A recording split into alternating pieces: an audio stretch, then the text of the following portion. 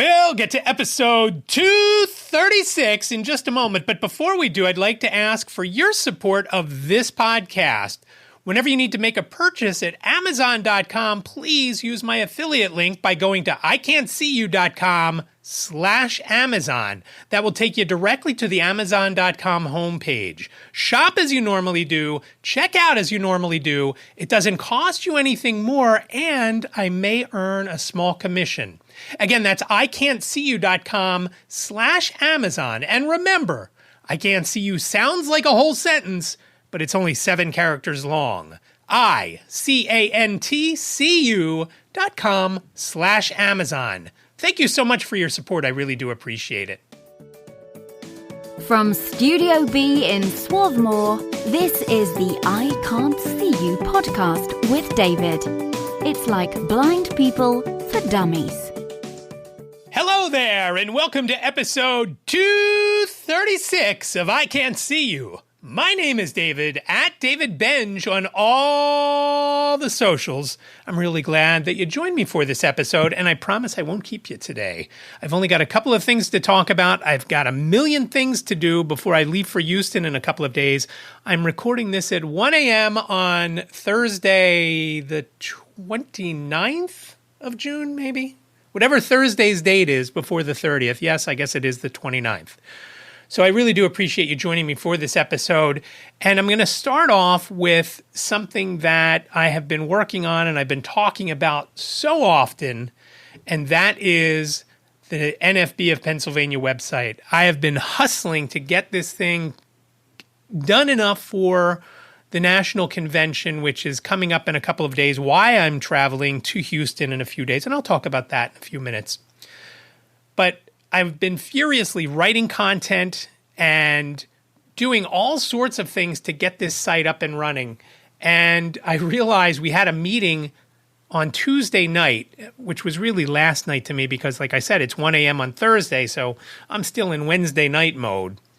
And we talked about what we needed, and I've been able to get some content up there. There are 3 or 4 articles that are fairly new. Some are brand new. Some have been on the site a couple of days to a week.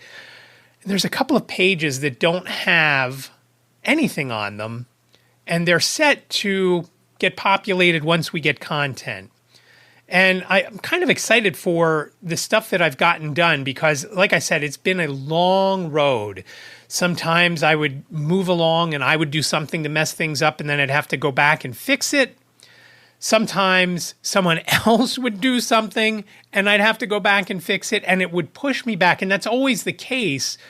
And it's kind of funny. I've been helping Brian Fischler get Flight for Sight's podcast up. I may have mentioned it in the last episode, which only seems like it came out a couple of days ago, which I guess it did.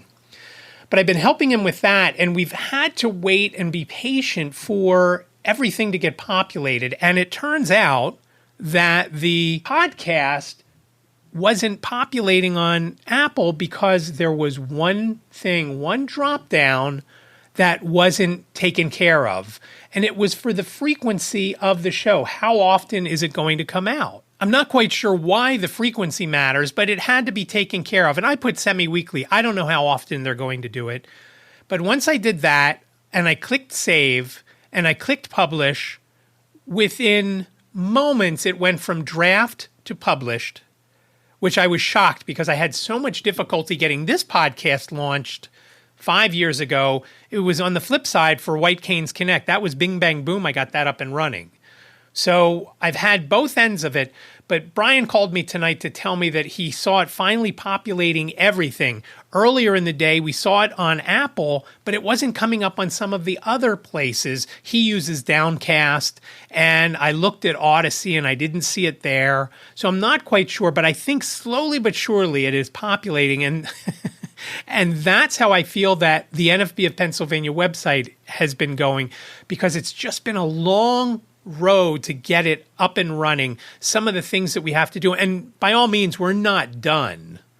As I mentioned in the last episode, the major thing, and we talked about this in our meeting, the primary thing that we have to do now is have some sort of form set up for when the state convention comes along. And the state convention in Pennsylvania is in November. I think it's the 9th through the 12th or something like that. But obviously, you have to get people to start booking it before that. They've got to book hotel rooms and they've got to book their meals. And during the national convention or the state convention, there are meal options for some of the things, more so at the state level. The national, I think there's only the banquet, which is the last bit of the convention. It's the last evening. And as you eat, and it's usually a pretty good meal, as you eat, there are speeches going on and you can win door prizes and things like that. So the meals, they haven't given the prices yet to NFB of Pennsylvania President Lynn Heitz. So, and I said this in the meeting, that kind of let us off the hook, us meaning the folks who were doing the website. Because had we had all that and we didn't have it done, well, then it is on us. But right now it's not on us. So once we get back from Houston, and I know most of the folks on the web committee are going to Houston, only a couple are not, then we can get that up and running. I still haven't gotten MailChimp fully up and running. There's another couple of things that I have to do. And slowly but surely, we're going to get content on there. And hopefully, as we move forward, we'll be able to grab enough information for events. And you'll see one of the posts that's on NFB of Pennsylvania was a post for a guy named Charles Morgenstern, who just turned 90. He's been in the National Federation of the Blind of Pennsylvania since the year I was born. So that's a long time ago, if you didn't know. So he's been in there 58 or 59 years. I don't know when in 1964 he got on board. But he just had a big birthday out in Pittsburgh, and Lynn Heitz went out there and celebrated with him. And so there's a little article about that. It's not too much. I took some of the information from when we had him on an episode of White Canes Connect. That's episode 050 we had him on. And I want to say the article or the post is probably only maybe 200 words. As we get ramping up to get the site really going, I don't want to have a lot of 200-word articles. That's not great for SEO. It doesn't show any kind of authority or anything like that. Obviously, in this case, it said what needed to be said, and we didn't have to go into a huge background for all the things Chuck has done within the NFB of Pennsylvania. And he's done a lot. He's been president of a chapter. He's been treasurer of a couple of chapters. He's been part of the, I don't remember if it was Parents of Blind Children or Blind Parents. I don't remember which. He talked about fundraising in episode 050 of White Canes Connect. And they used to sell those entertainment books. And I know a lot of places used to fundraise with those. And I guess it's still a thing, those books. We used to actually advertise in those when I had the West Coast Video Store. And we didn't personally do it. The franchisor took care of that. And we agreed, of course, to accept the coupons that they put in there. And I think they were 2-for-1 rentals or something like that. But it was really interesting to get all his feedback of how things were back in the day and how they are now. And we even came across an article when we were doing the podcast. We had come across an article from a publication called the Braille Monitor from, I don't remember what year, probably the 60s or the 70s, where it talked about each affiliate would have, I don't want to call him a correspondent, but basically someone to write a story for either a newsletter, in this case it was a newsletter, or try and get things into the Braille Monitor. And it talked about him talking about national convention at the state convention back in Pennsylvania back in the day. And it's actually only been the National Federation of the Blind of Pennsylvania since 1977. I think it was Pennsylvania Federation of the Blind before that, or something along those lines. So to have the setup pretty much done on nfbfpa.org is just such a relief. And again, there's still, like I said, pages that don't have anything on them. But it'll get there as we go forward and as things happen. Just like on this podcast, if nothing happened to me, I wouldn't have anything to talk about. And talking to Brian tonight, we were talking about what kind of gear. He's bringing a whole bunch of different gear because he's leaving his house on July 1st and he's not returning home until like the 17th of July because, as I mentioned previously, he's going from New York, where he lives, to Arlington to see a Texas Ranger game, to Houston for an Astros game, to Phoenix for a Diamondbacks game, then LA and San Diego and so forth and so on. And he added on after Colorado, which he was then supposed to fly home. He's going to Cincinnati. So he is covering all these different games. And as of today, there have been all sorts of airline delays, crazy delays. I've seen people at Philadelphia where they were leaving to go to Detroit and their flight was canceled. They couldn't get on one for a couple of days till Thursday. So today, and I saw it on the news on Tuesday. So it was a girls' soccer team. They ended up chartering a bus and they were going around. One of the parents, or maybe multiple parents, was going around the airport looking for folks who were on that Detroit flight from Philly to see if they wanted a ride and pay for a seat on the bus. And listening to 1010 Wins today, same type of thing where they talked about a guy that was on a trip, and I don't remember where he was coming from, but it landed in Boston, and he was supposed to fly from Boston to Philadelphia. He couldn't get a flight to Philadelphia, so he was able to fly to Charlotte, then to come back to Philadelphia. Just crazy stuff like that. People driving a couple hundred miles or a few hundred miles because they've been stuck. I'm just hopeful because I don't have a great track record with the NFB convention. I'm just hoping that I am not stuck here in Philadelphia. If I have to wait in Houston a day or two, obviously there are things I can go and do and see because there's going to be a ton of stuff that happened during the convention. And then, of course, there's the Astros game I'll be going to with Brian and Ed and a couple of other folks. So to get the website as close to fully functional as I can have it at this point, MailChimp has to be done, like I've mentioned before. And again, we need more content.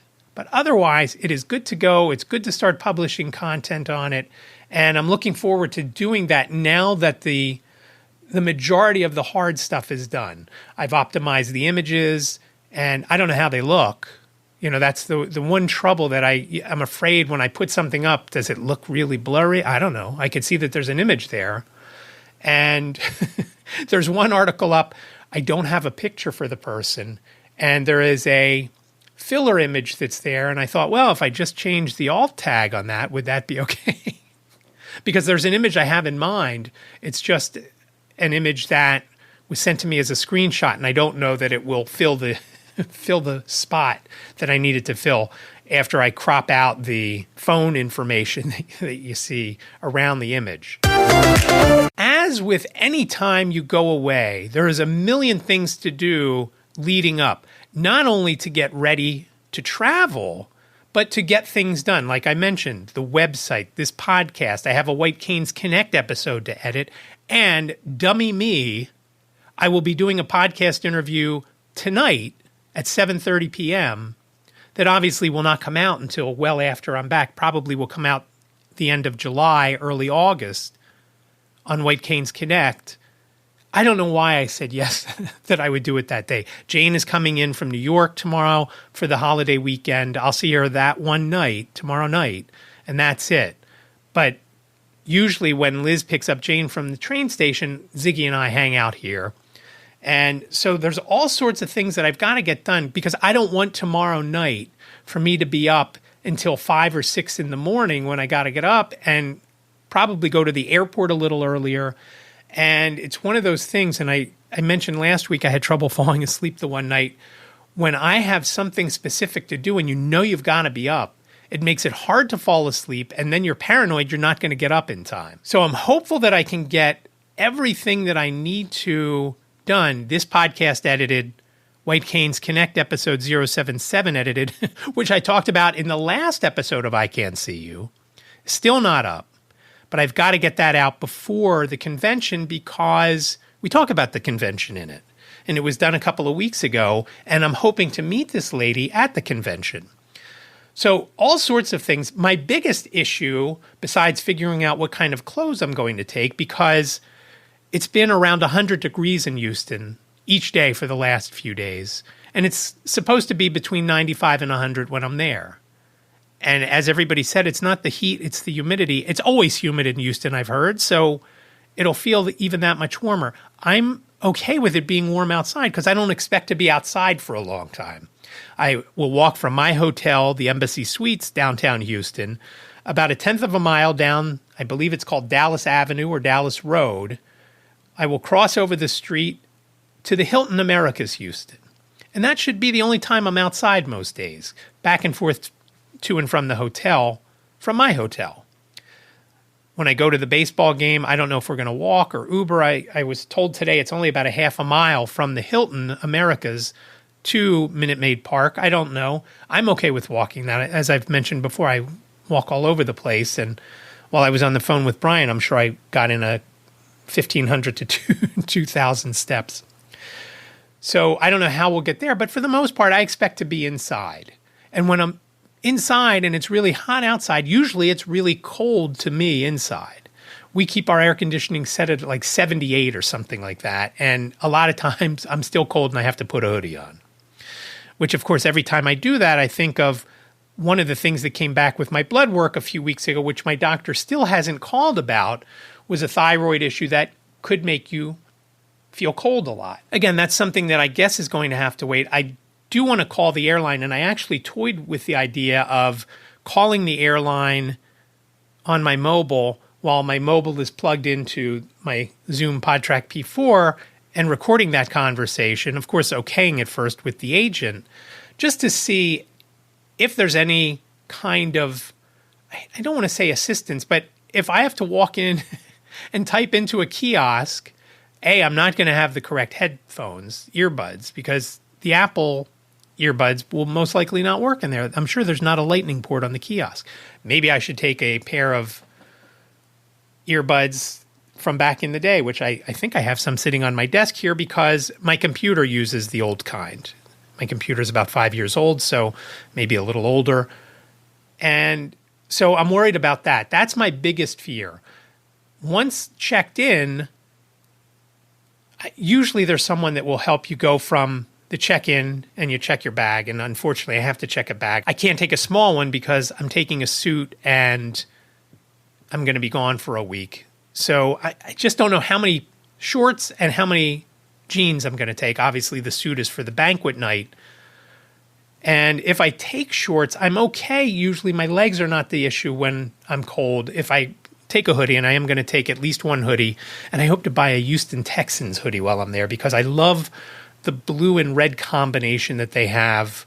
And I'm hoping to get one, maybe one, not like the Under Armour type of fabric, but more of the Champion fabric, which I like a lot better than some of the other. I have a Seattle Seahawks and a Baltimore Ravens.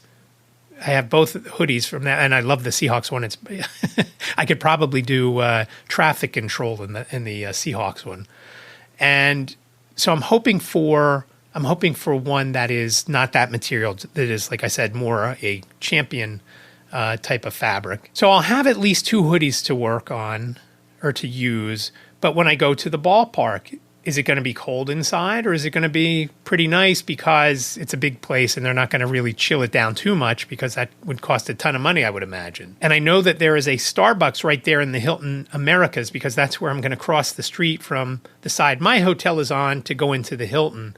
So I'm excited for that. So depending on how cold or how hot it is inside will determine what my afternoon beverage is, whether it's a hot macchiato or a cold caramel macchiato.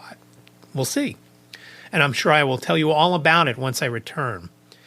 So getting all this stuff done before flying to Houston and worrying about what am I going to take as far as gear goes. I've toyed with the idea of doing reels every day and maybe multiples per day.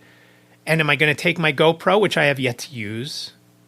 Or am I going to take, I have lavalier mics that are wireless that plug into my phone, but I've had so much trouble with my phone with the lightning port, I'm kind of afraid to use that. And of course, there's the fact that when you plug something into the lightning port that is not the earbuds, there's an issue with VoiceOver. So will I be recording? Will I know that I'm recording? Because I'm not going to be able to hear VoiceOver tell me that I'm recording. Hopefully it'll give you at least the audio of the tapping of, when you take a picture, for example, you hear that. And I think when you do a video, I believe there's some sort of sound. So I'm not sure what I'm going to take there. And believe me, those mics were not expensive. I think they were around $20 or $22. But I haven't tried them yet either. And that means I've got to make sure I take the correct charging thing.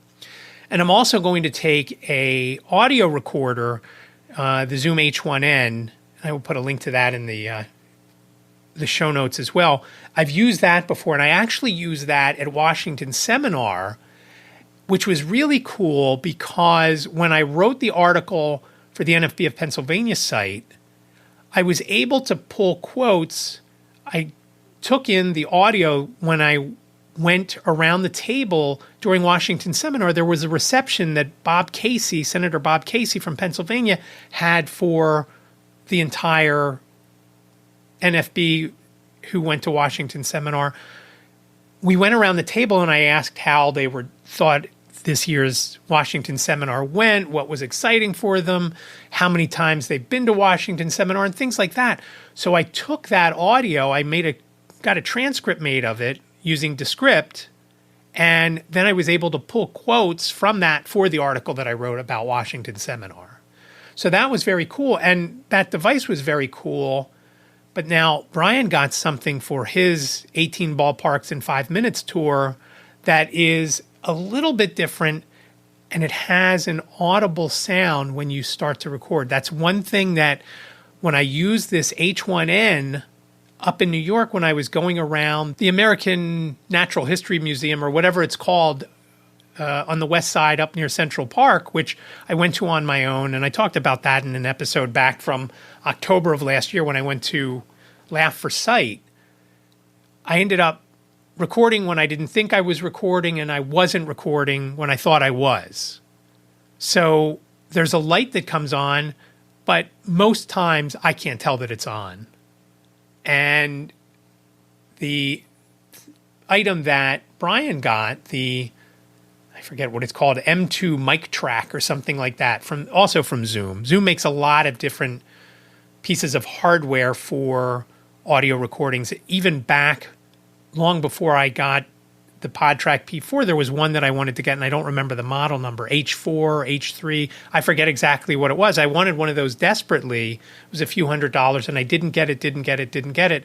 And I held off so long that the PodTrack P4 came out, and I didn't. This is a better option for me, even though the other device is probably, I think it's called an H4N, even though the other one is probably a sturdier build than this PodTrack P4. I'm just using it on my desk.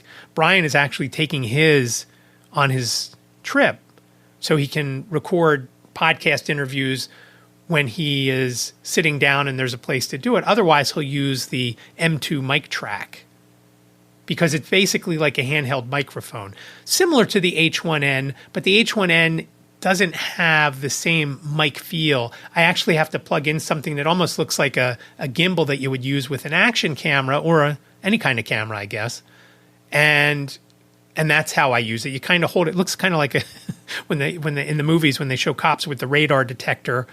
This is smaller than that, but it's basically they're holding this device, and it looks similar to that. I'm not sure how Brian is going to shoot video, so I've been going back and forth on the fence with, do I take the GoPro without having much experience with it? Now I'm leaving in 2 days, and like I said, I've not even put in the memory card. That, as I said to Liz tonight, she's like, well, maybe you could play with it tomorrow. I said, I got 8 million things to do, and to start off, I've got to put the memory card in. I won't be able to feel it. I won't be able to feel it and be able to handle it. I've been dropping stuff like crazy, and so that was something I'd need her help on. I don't know how the vision or lack of vision would affect me doing that, but just my hands in themselves would not be able to do that.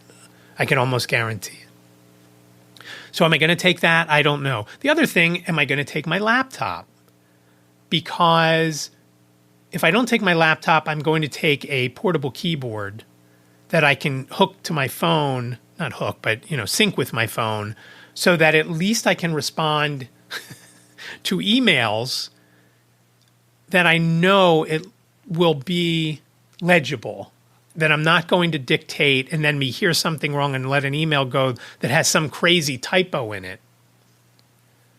So one way or another, I will have some sort of keyboard with me, but it's been a while since I've used the keyboard. I don't remember, how to turn it on. And what the setting is, there's a dial on it because you can sync it with 3 things. I don't remember which of those tabs I have it set to. So first things first, I've got to put new batteries in it because I haven't put batteries in it since I worked at the Blind Bodega last summer. I've got to put new batteries in the Zoom H1N because I've used that quite a bit and I haven't used it in a while. So I know the batteries are probably, if they're not fully depleted, they're depleted enough where I don't want to go somewhere and have to run out and buy batteries from a place in a city that I don't really know.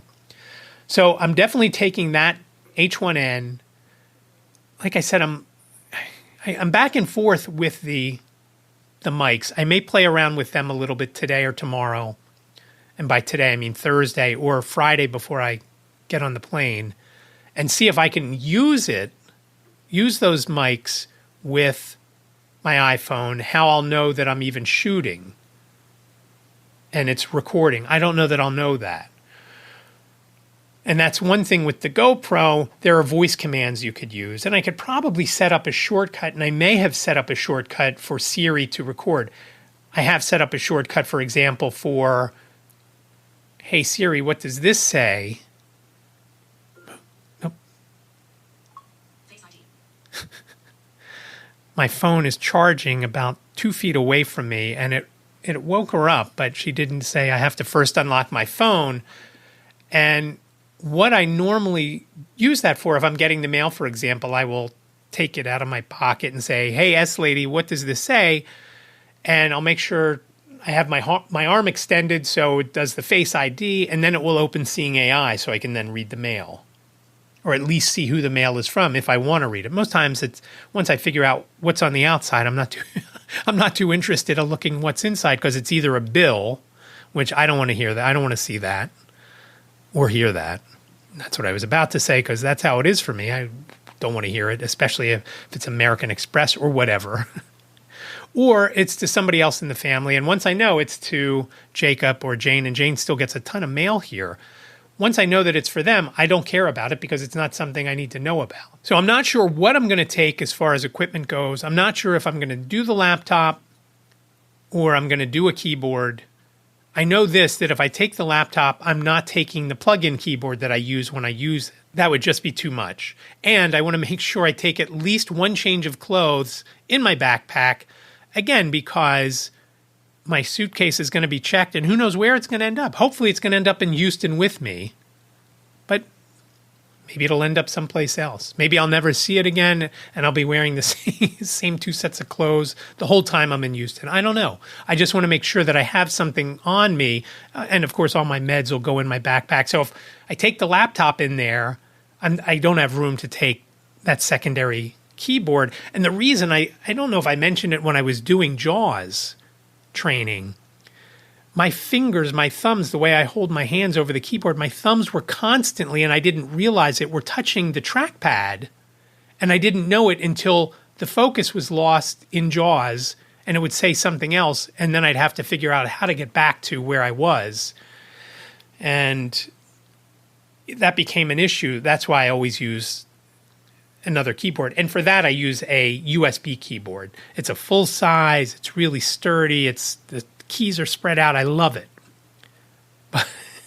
But the Bluetooth keyboard that I have, it's not as big and it's not as spread out. So it's a little bit more difficult with my finger issues and whatnot. So who knows what I'm going to be traveling with. One of the things, taking the laptop, Brian and I were talking, he was telling me about a podcast he was listening to, and someone suggested so stupidly, oh, just put your laptop in your checked baggage. You don't know, A, where that's going to end up, and B, anybody can get into it. If they have those TSA locks, which you have to have if you put any locks on them. And so why would you put that in your checked bag? That is the dumbest thing, and Brian and I talked about that, how stupid that was, of a travel tip from a blind podcaster.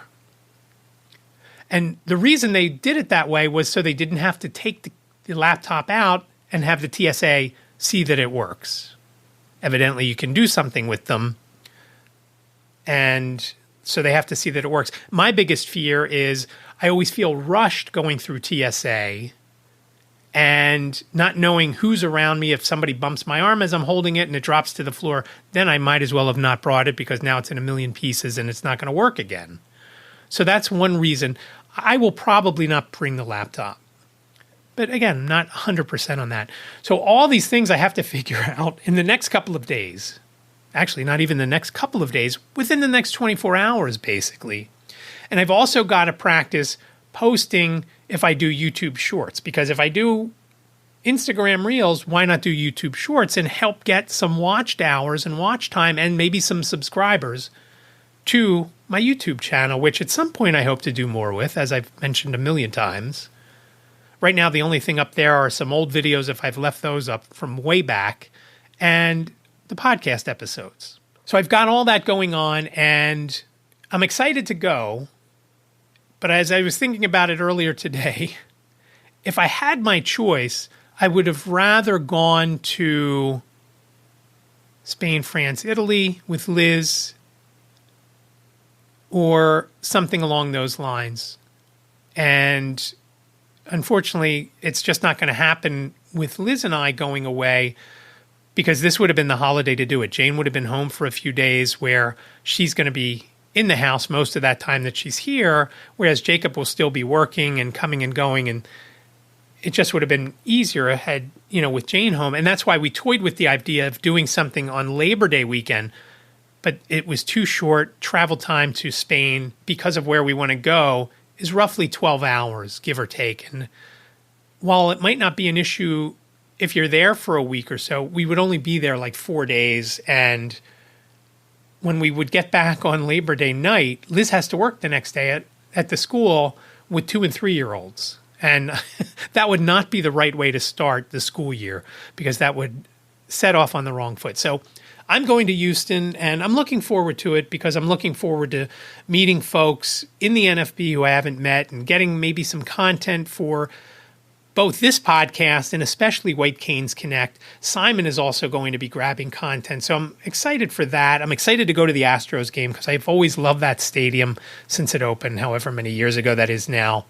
And I'm looking forward to seeing Brian and Ed. I haven't seen, well, I guess I saw them last October, but I'm looking forward to that. And again, seeing some other folks from who have done Believe You Can, and so I'm hoping they'll be there. And of course, making new friends as well within the other various affiliates around the country.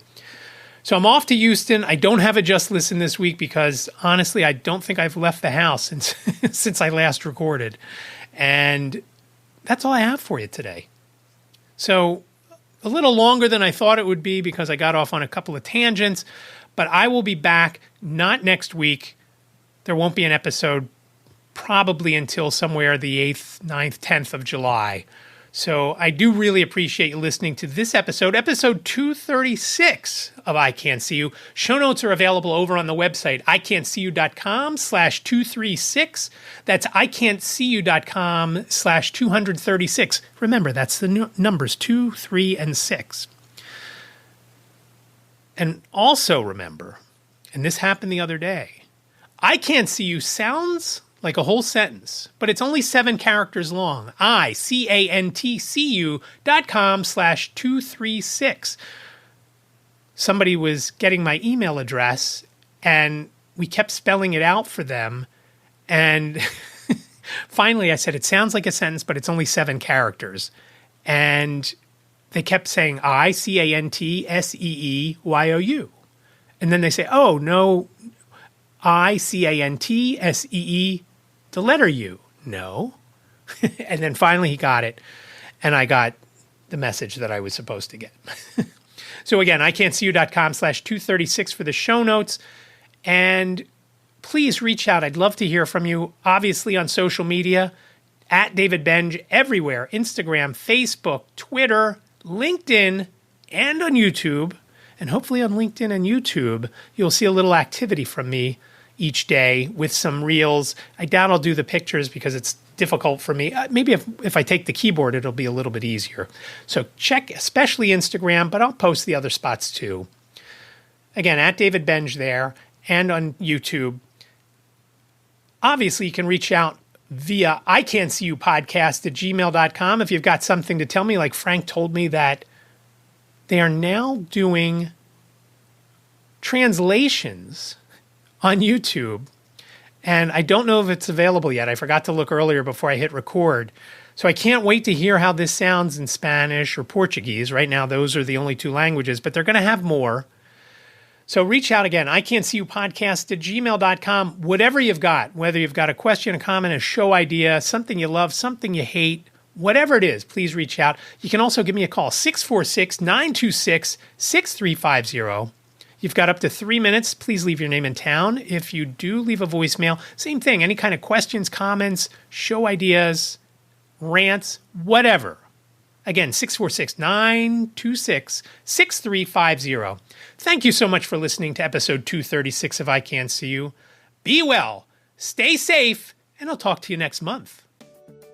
Thank you for listening to the I Can't See You podcast with David.